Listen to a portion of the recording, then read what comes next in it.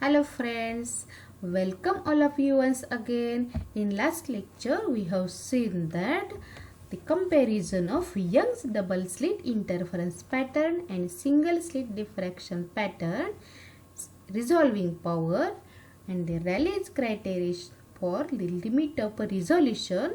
In this lecture we are going to start the last points in this chapter.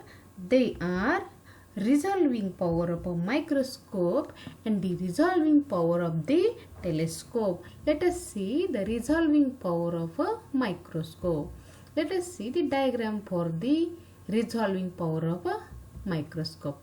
In figure, O dash are the point objects. Here O and O dash are the 2-point objects. AB is the objective of the microscope and I dash, here I and I dash are the centers of the diffraction pattern, that is iris disc rings due to the 2-point objects O and O dash. Let small a is the distance between the O and O dash, that is 2-point objects.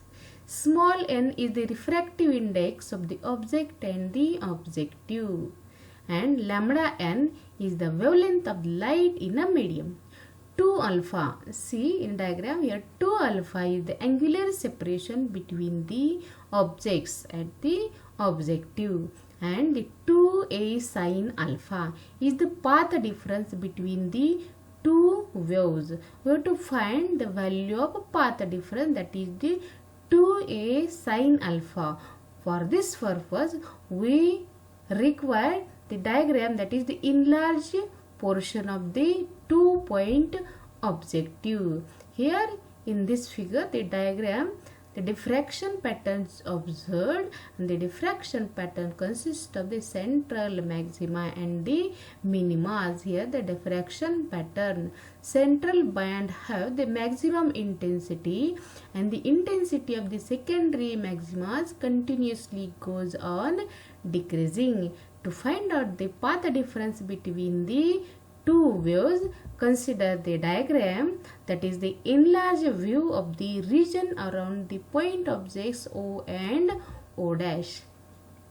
According to the Rayleigh's criterion, the first dark ring, that is minima, first dark ring, that is minima due to the O dash, this is point O dash, and the first dark ring due to the O dash, here observe, see in diagram, is coincides with I, and the first dark ring, that is minima due to O, that is this point O, and maxima of the point O is here and its minima comes here. The first dark ring, that is minima due to point O, coincides with I dash, here coincides with the I dash. First dark ring, that is minima due to point O, coincides with the I dash, say the figure. The nature of illumination at a point on the screen depends on the path difference at that point.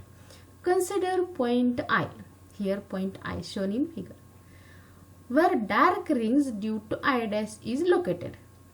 The paths of the rays to reach at a point I from point O dash are O dash AI and O dash BI.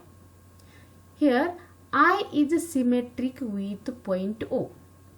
Here I is symmetric with point I. So the values of AI and BI are same. These two values are equal. The actual path difference becomes, actual path difference is OB dash minus O dash B.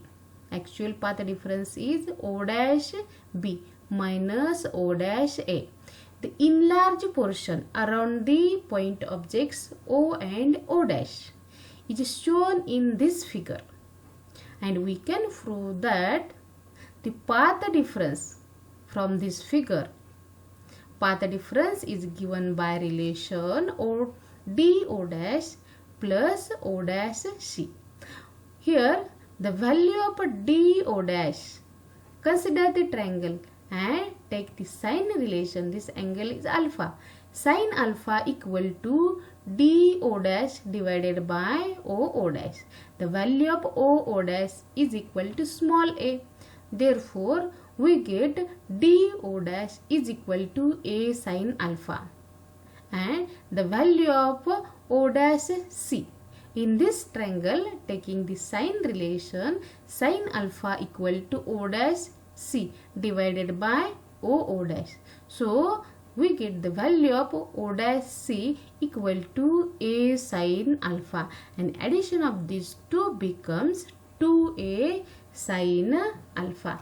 Here the diffraction pattern observed consists of a central bright band, and the intensity of the secondary maximas continuously goes on decreasing, and we have observed the path difference is equal to 2A sin alpha. The non-luminous objects are observed by using the microscope. The resolving power for the microscope with a pair of non-luminous objects, that is dark objects. The non-luminous objects are the objects that glow with the help of luminous objects are called the non-luminous objects. What is meant by non-luminous objects? The objects that glow with the help of luminous objects are called the non-luminous object. We cannot see them in darkness. We need luminous objects to see them. Let us see the difference between the luminous and non-luminous objects. In case of luminous objects have their own light, but in case of non-luminous objects doesn't have their own light. We see the luminous objects because some of the light they emit enter our eyes, and in case of a non-luminous object we see the non-luminous objects because some of the light they reflect enter our eyes. The examples are sun, flame in a lamp, tube light, bulb, stars, luminous flame, etc. are the different examples of the luminous object. And in case of a non-luminous object, the examples are earth, moon, a piece of cloth, table, fan, person, etc. are the different examples of the non-luminous objects. Here the microscope resolution of object is shown, and the general information about the diagram we have seen. The non-luminous objects are illuminated by some external source. Generally, this illumination is oblique. The majority of the objects viewed through the microscope can be considered as point objects, producing the iris rings in their diffraction pattern, and we know that the diffraction pattern consists of central bright band, and the intensity of the secondary maxima continuously goes on decreasing. The eyepiece is filled with some transparent material. Let the wavelength of the light in this material say lambda n. The refractive index of the medium is given by small n is equal to lambda n divided by small n equal to lambda divided by lambda n. Therefore, lambda n is the wavelength in a medium is equal to lambda in air divided by the refractive index. This is nothing but the path difference. In such a set of path difference, the first dark ring is lambda n is equal to lambda divided by small n. But from figure, it is observed that The path difference between the extreme rays is given by path difference is equal to 2a sine alpha. The value of path difference 2a sine alpha we have seen using this diagram. We have proved, we have obtained the value of path difference using this diagram. Path difference is observed as a 2a sine alpha, and from this relation we can write 2a sine alpha is equal to lambda divided by n, because the value of path difference lambda is equal to lambda n is equal to lambda divided by small n. So 2a sine alpha is equal to the lambda divided by small n. Suppose this equation number 1. Therefore, from this relation we can write the value of a is equal to lambda divided by 2n sine alpha. Therefore, the value of small a again can be written as lambda divided by 2 into na. Suppose equation number 2. And Rp means the resolving power is equal to 1 upon a is equal to 2n sine alpha divided by lambda. Suppose this equation number 3. And from this relation, from this equation 2, we can write the value of resolving power is equal to 1 upon a is equal to 2na divided by lambda. These are the different formulas we have to use to calculate the value of limit of resolution and the values of the resolving power. Here Na is called the numerical aperture and is given by relation n into alpha. Resolving power for the microscope with self-luminous point object. For the self-luminous point objects, path difference between the extreme rays at the first dark ring is given by relation path difference is equal to 1.22 into lambda. The condition for the first just resolution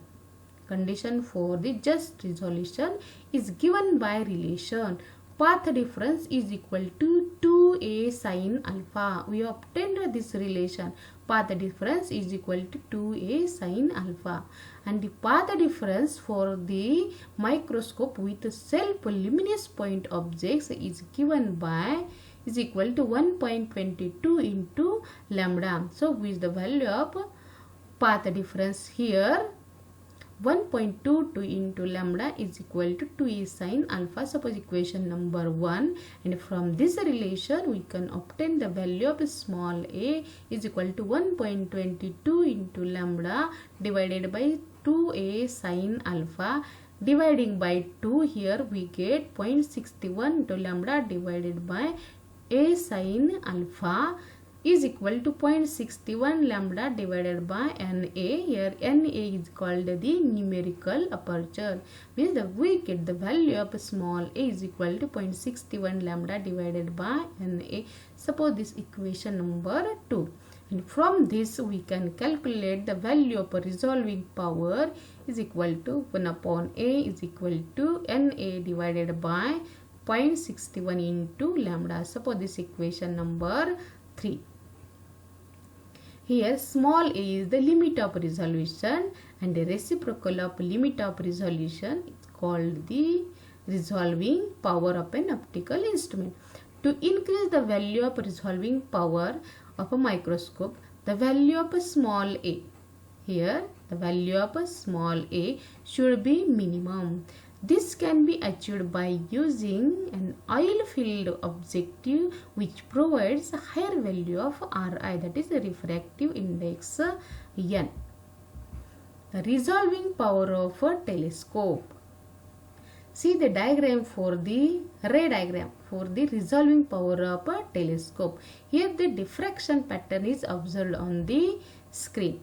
The telescopes are mostly used to observe distant objects like stars. They are self-luminous point objects. Their diffraction patterns are iris disk. They are far away from us, So only angular separation, that is theta, between the two point objects is taken into consideration. And we know that the diffraction pattern consists of central bright band, and the intensity of the secondary maxima continuously goes on decreasing.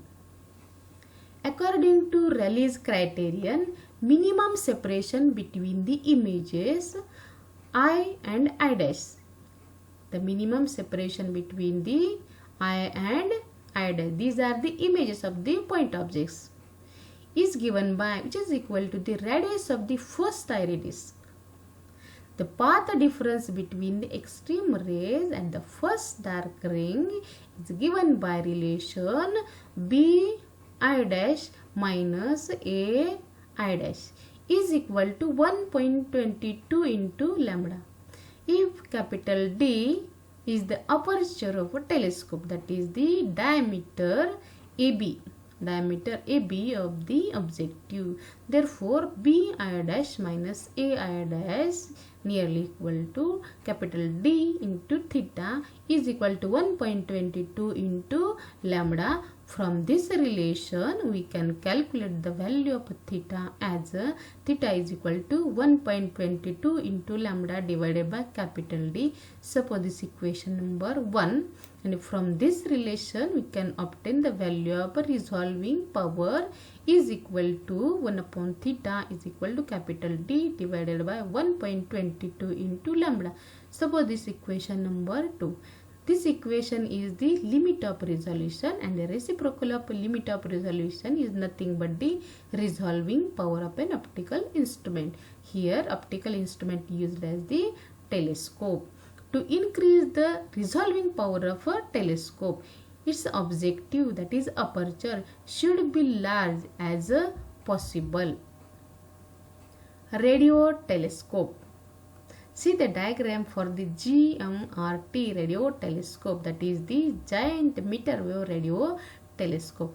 The wavelength of the radio waves are in meters. The limit of resolution for the telescope is given by relation theta is equal to 1.22 into lambda divided by capital D. So the resolving power becomes capital D divided by 1.22 into lambda.